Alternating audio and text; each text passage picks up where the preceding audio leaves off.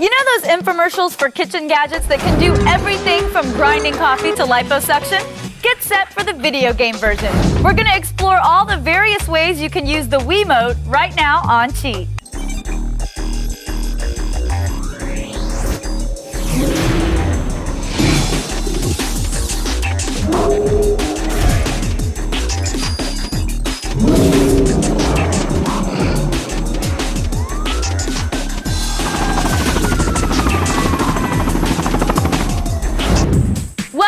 Cheat, the video game how-to show that delivers maximum ponage with minimum effort.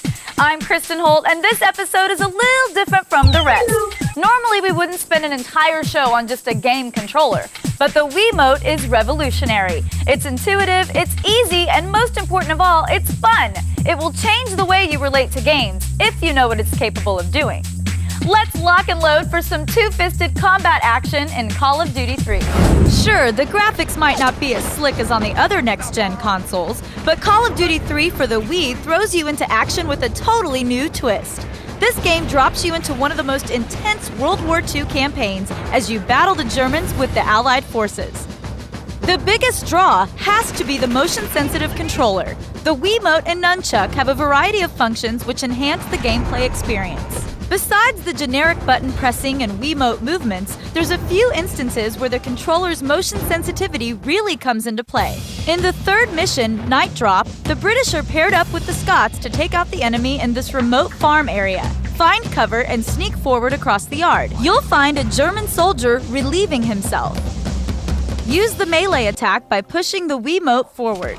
Use cover to fight through the German defense and make your way to the stable area. There will be a white house located across the yard with a turret gun on top. Throw a few smoke grenades, make your way inside, and kill the enemy. Outside lies a Jeep, and you, my friend, are the designated driver. Clutch both controllers as if you're holding a steering wheel. Hold B to drive and Z to brake or reverse. Follow the gold stars located on your compass. You'll meet a French resistance team trying to rescue their mate. They need your help taking out the flak guns in the area. The 3 flak guns are located in the nearby trenches.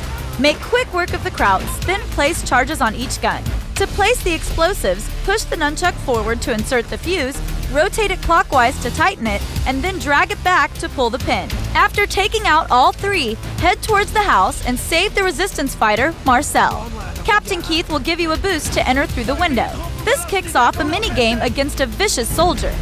Push both controllers back and forth to steal his gun and perform a stabbing motion to strike him. Repeat this one more time to give him a good healthy smack. Now, meet up with Marcel in the basement. Chapter 4 places you among the American troops. Your mission is to disassemble the bombs behind the enemy lines near the Mayen Bridge. Clear out all the troops and make your way into the castle. Move through the castle and across the courtyard. Make it all the way to the river and get into the boat. Head down the stream by placing the nunchuck on top of the Wiimote and perform a rowing motion. Now, onwards to victory. And you thought Nintendo was all about mushrooms and rainbows. Ha! This little console is army strong, and it's ready for all terrain. Get a load of what you and the Wiimote can do in the driving game Excite Truck.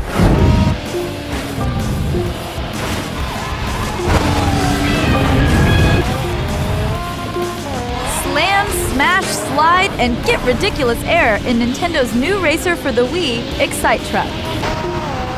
This off-road speed fest is played by holding the Wii remote like a classic Nintendo controller.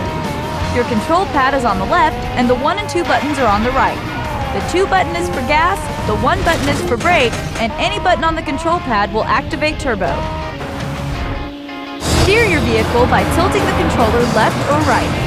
While airborne, you can tilt backward to catch more air or forward to get back to Earth. If your truck is level with the ground when you finally do land, you'll get an extra burst of speed. Excite Truck's tracks are rugged to start with, but the game gets even more extreme by changing the terrain mid-race. Anytime that you drive into an exclamation point icon, the land in front of you shifts. The ground may lift up to form a ramp or move down to reveal another route. And sometimes the icons can cause boulders or other hazards to drop into your path. Along the way, POW icons make your truck invulnerable to trees and other vehicles. grabbing one of these beauties lets you rush through a crowded forest or smash apart the competition. As you progress through the higher levels, you might notice that getting first place isn't quite good enough. Your letter rank is what counts, and that is judged by the number of stars you earn during the race. You might get 50 stars for being the first to cross the finish line, but to move on to the next set of races, you'll need to rack up over 100. To get more stars, you need to do some extreme maneuvers.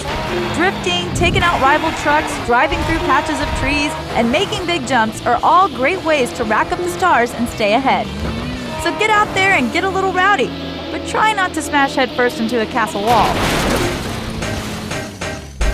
This is the part where an infomercial guy would say something like, "Now how much would you pay for a Wiimote?" Lucky for you, it came free with the console. We'll be right back with Trauma Center tips, but first, here's a spiffy quick cheat for Wii Tennis. You might not draw crowds like Maria Sharapova, but here's a little Wii Tennis trick to let you hit rocket serves just like she does. Wait until the ball is at the very pinnacle of its toss. Then give the controller a quick flip and let out a nice loud grunt. Your opponent has just been served.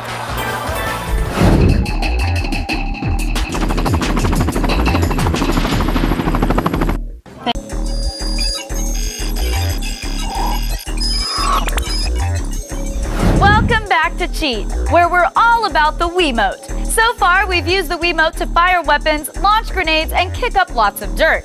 But did you know it's also a highly sensitive medical instrument? Welcome to Trauma Center. Dr. Derek Stiles, your attending physician, might not have the McDreamy bedroom eyes of a Grey's Anatomy hunk, but he makes up for it with busty assistants and wacky capers. You're here to fight a mysterious disease called guilt, because in Japan, emotions are something to be scared of and extracted. In one of the game's most tense chapters, Death Awaits All, you find yourself faced with a previously unseen form of guilt called Savato, and it's more tenacious and destructive than ever. Let's begin. You'll find that the conventional modes of attack, the scalpel and laser, are easily dodged by the bug. Doctor!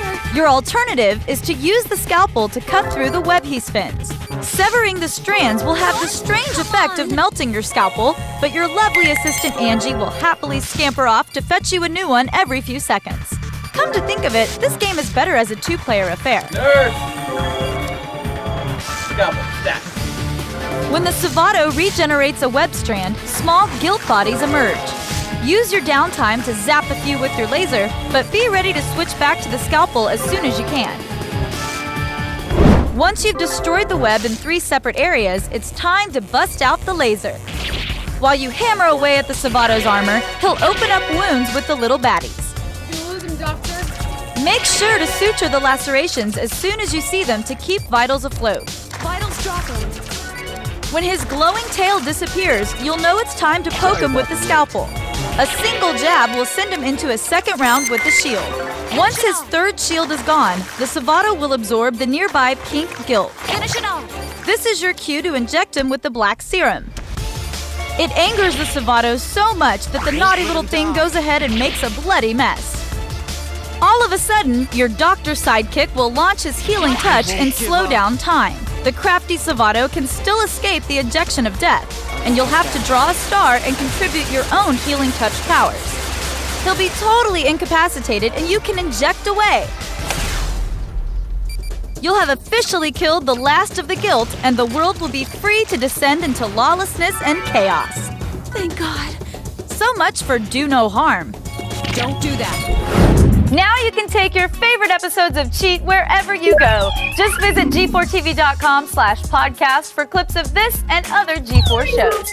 Get set for Raymond Raving Rabbids after the break, but first, here's a nifty quick cheat for Wii Boxing. I have an instant advantage in the boxing ring, since you're not supposed to hit girls. Here's a little Wii Boxing tip that'll give you an edge. Use your controllers to cover your face when being punched. When the assault ceases, you're ready to lay a major blow on your opponent. And if that doesn't scare them, you can always just bite their ear. I mean, hey, it worked for Mike Tyson.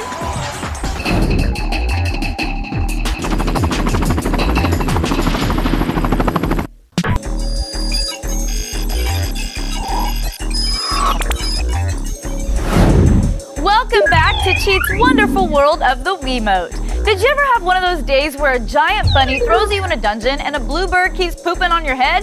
Me neither, but Raymond has, and it's up to you to help him out. For a delicious beef stew, add some thyme and a few bay leaves. For some non-stop, laugh-out-loud, hand-jiving good times, play Raymond Raving Rabbids for the Wii. This time, Raymond turns his franchise on its ear by changing from a basic platformer to a Wii-loving collection of minigames that utilize the motion sensitivity of the Wiimote and the nunchuck. So grab your Gatorade and your inhaler, because between the physical activity and laughing at the deranged bunnies, you'll be out of breath in no time. The story has something to do with picnics, small frogs, kidnapping, and gladiator competitions. But it makes about as much sense as David Lynch's last movie, so let's forget about it and get straight to the fun. Each level is set up like a Roman arena with 5 challenges in each. After you win 3, the center door will open to the final challenge of the day. But if you want to complete the game with 100% and get that golden cow, you'll have to beat all 5. Those bunnies do a decent job of showing you how each of the games are played, but what they don't tell you is that many of the scoring systems are based on combos. That's where we come in. Most of the final arena challenges are rail shooter levels. The controls are so spot on that this game quickly became one of our favorites. What you may be missing out on is the combo scoring system. While you do have unlimited ammo, reloading can sometimes work against you. If all 6 plungers in a clip take down a bunny, then you'll get extra points. Headshots and multiple takedowns are also worth extra points, so use environmental explosives and your grappling hand when you can. Another game where combos are important is Bunnies Don't Like Surprises. In this challenge, you have to lead your blindfolded bunny into harm's way by directing him right or left with your respective hands. What they don't tell you is that in order to score some big points, you have to get him to walk into the same objects in succession. Keep an eye open at the start and plan your path accordingly. One challenge that's sure to make your arms tired is Bunnies Love Carrot Juice. In this game, you have to constantly pump carrot juice with the nunchuck in your left hand while aiming at the oncoming bunnies with the Wiimote in your right. This divides your attention and makes your aim a bit shaky. In each of the arenas, the door on the far right is always a rhythm challenge. These games are controlled by jerking the nunchuck or Wiimote down to the beat of the music. It's a fun, simple game, like Guitar Hero for kids who never made it much past the bongos. Since it only takes 3 victories to open the final challenge, you can always skip them. But why would you do a thing like that? Bunnies gotta dance. Is it me, or are those Rabbids not particularly bright? Ice down that arm because we're going long with Madden when Cheat returns after the break. But first, here's a quick cheat for Wii Bowling. When bowling in Wii Sports, take a break from your usual game for some Nintendo parlor tricks. Move your player all the way over to either side of the lane and point your ball at the lane next to you. Give your controller a little flip when you release the ball to get it airborne. Yep, you just threw it into the next lane! If you're really talented, you can take their pins out, but we have more respect for the game than that. Plus, where I'm from, that'll start a fight.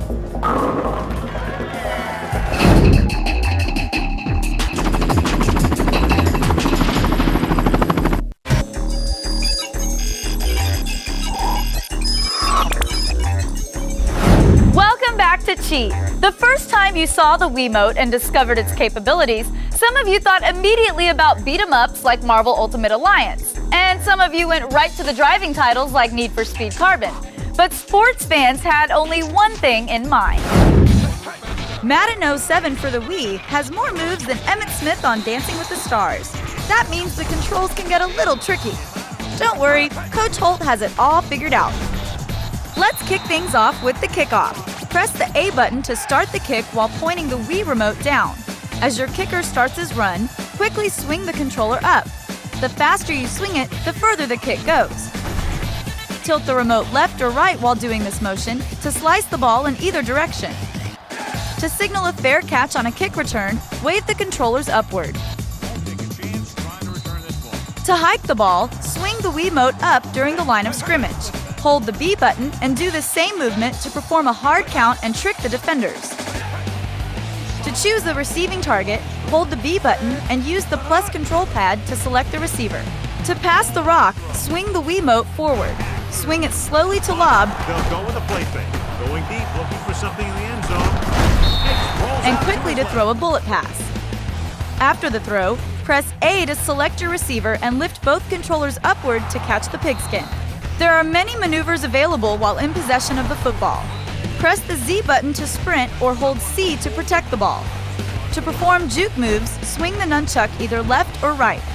Swing both controllers in the same motion to do a double juke. To execute a spin move, press the A button. Hold the B button to dive or tap it to slide. You can plow through the defenseman by pushing both controllers forward. To break free from tackles, drum both controllers up and down. Finally, there are two important defensive moves to memorize. To swat the ball, swing the Wiimote forward. To deliver a big hit, push both controllers forward while holding down the Z button. Save me a dance in the end zone. Yay! Go Cowboys! Oh, sorry, old habits die hard. Now, I can't even begin to think of the hate mail I'd get if I did a show about the Wiimote without mentioning one of the most popular Nintendo series of all time. So since I'm very easily hurt, here's our take on The Legend of Zelda: Twilight Princess.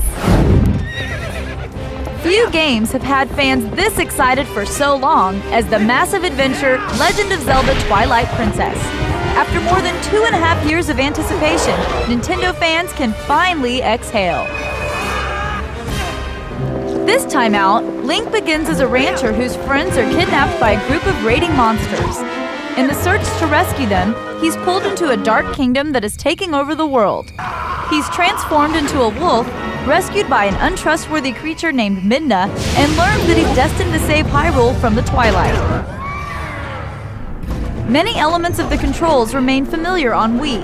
However, swordplay and aiming weapons now make use of the controller's motion sensing and pointer features. To draw or swing Link's sword, just lightly swing the remote in any direction. Doing this as you walk around lets you make quick horizontal swipes. When you hold the Z trigger, Link can also perform vertical strikes, stabs, and jump attacks, as well as backflips and sidesteps. To execute Link's signature spin attack, simply shake the nunchuck attachment. You can't spin repeatedly, so wait for your sword to glint before attempting to spin again. Those are the basics, but Link learns 7 more advanced sword techniques as you progress through the game. To aim with weapons like the slingshot and boomerang, set the item to the B trigger and then hold B to bring up your targeting cursor. Now you can simply aim the remote at an enemy and release the trigger to fire. You can also lock onto enemies with Z to get in a sure shot.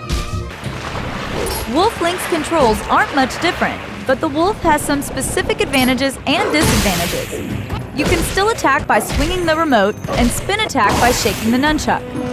Targeting an enemy and pressing A allows you to lunge at him. You can target multiple enemies by holding down the B trigger to generate a circular field around the wolf. Touch each baddie with this circle and release the button to unleash a frenzy of deadly attacks against your foes. Pressing left or right on the control pad switches you into sense mode, allowing you to see scent trails, diggable areas, or spirits trapped in the Twilight realm. Humans are afraid of the wolf, but he can gather information by speaking with other animals like chickens and frogs. Since the wolf can't open the front door to someone's house, you'll need to find other means of entry. With Midna's assistance, you'll often jump onto rooftops, dig under walls, or find small openings to crawl through. After a few hours, you'll arrive at the first dungeon, the Forest Temple. In this overgrown fortress full of spiders and carnivorous plants, you'll need to rescue a group of caged monkeys in order to advance. About halfway through the level, you'll encounter the Simian's leader.